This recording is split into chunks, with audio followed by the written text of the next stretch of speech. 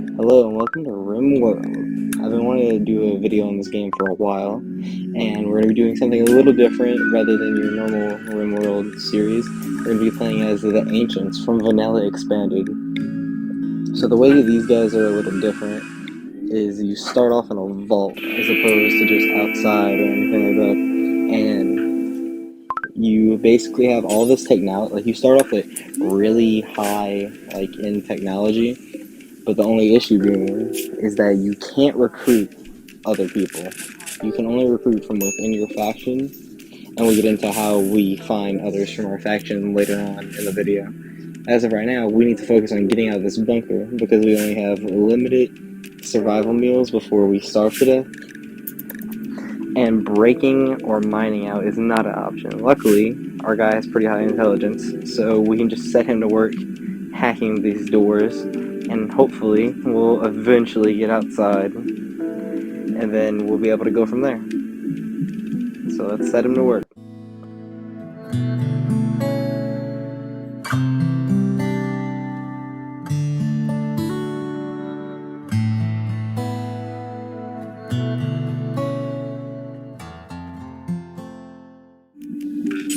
And there we go. This is how we make new recruits. So in every vault there's crypto sleep caskets, and there's a randomized amount of colonists in every single vault, and also they have randomized skills and stats and everything else. The only thing that is common between them is that they're all part of the Ancients faction, so it gives them all of our beliefs. But other than that, this is the only way we can get new colonists. We can't recruit. We can make slaves, but we cannot recruit anybody from any other faction. So I immediately set Nicole to work to try to crack open these caskets, so that way we can have a bit more hands on deck to dismantle and hack all these doors.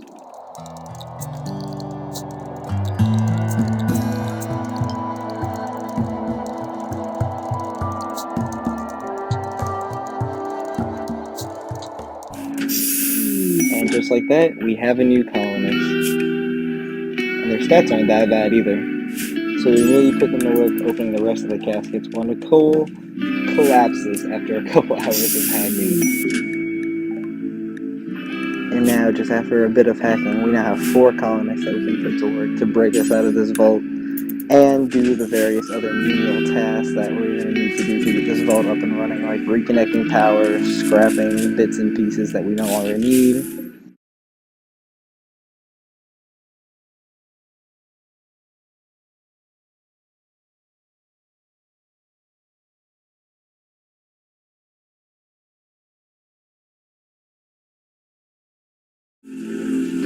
Now, while it's a good thing that we do have more hands to do the work faster, we also are running out of survival meals rather quickly, so it's very important that we get outside sooner rather than later. Unfortunately, it seems like I just can't find the damn entrance, because all I keep opening is these random ass rooms. But thankfully, we did find this thing. This is the communication center. So essentially what it allows us to do is to find other vaults like ours, so we can go and get more colonists, since we can't recruit like a traditional colony can. But we can't do any of that until we get outside. But I'm hoping that this door right here is going to be our salvation. We also did get the option to name our colony, and we did as appropriate.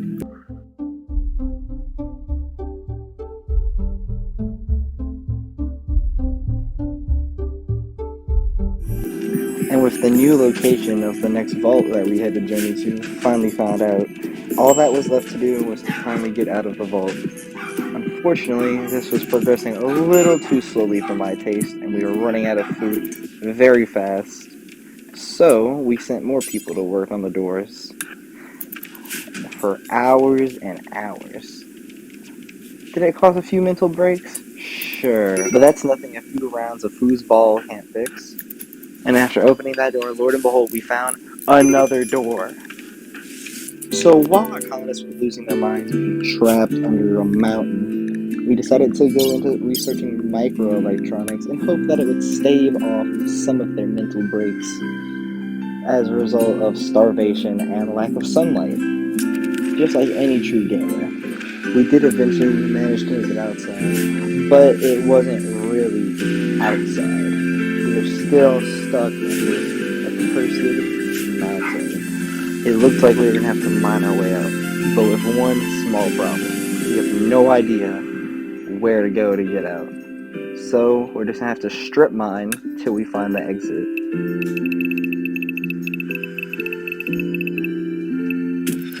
It did, however, reveal a couple of resources, a couple of veins of steel, and we could also start making a farm plot, so hopefully the crops would come in before we would starve. But I wasn't betting on it.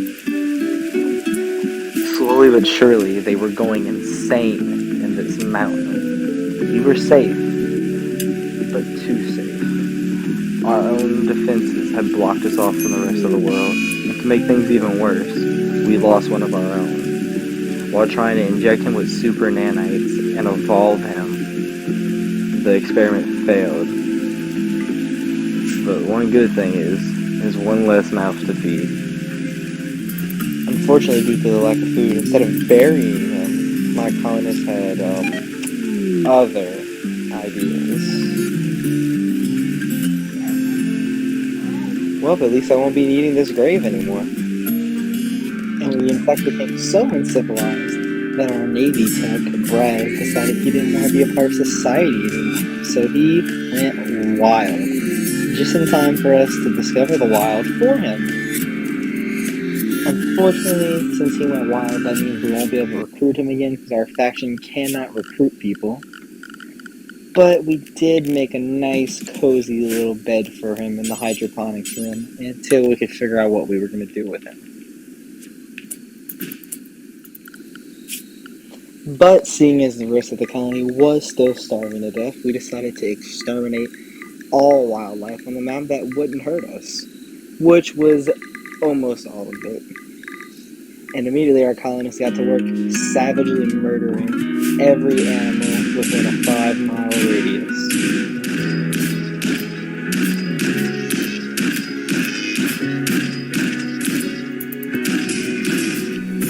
Soon after we got acquainted with the outside world, we got our first raid, which, granted, wasn't very difficult, but we did sustain some major injuries due to standing in front of the auto turret. But other than that, it was a pretty easy raid. And we also ended up having fuel for the bio batteries. So it was mostly a win-win. And it was also time to decide what to do with our friend Braz here. Seeing as he was just a drain on the colony's resources and we couldn't recruit him anymore, I elected to put him in the bio battery. And funny enough, he didn't like that. Well, that's too bad for you, Braz, because this is happening one way or the other.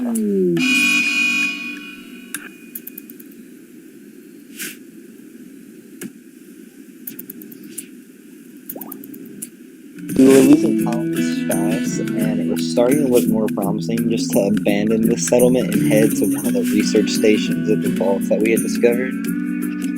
But at the same time, we also did have an injury, and he was currently bleeding out on the floor. So there wasn't much we could do. Until, of course, that was solved for us by his sudden death, and subsequently, our other colonists passed out. Thankfully, a man in black came to our rescue. With the death of another one of our colonists, everything was far from peachy from when it started. We started off with 4 colonists, and now we were down to one of the originals. So it looked like our only option was going to be to go to the next vault in hopes that we would start off in a better situation than what we had begun. So we packed all our things, and we abandoned our home in search of a new one.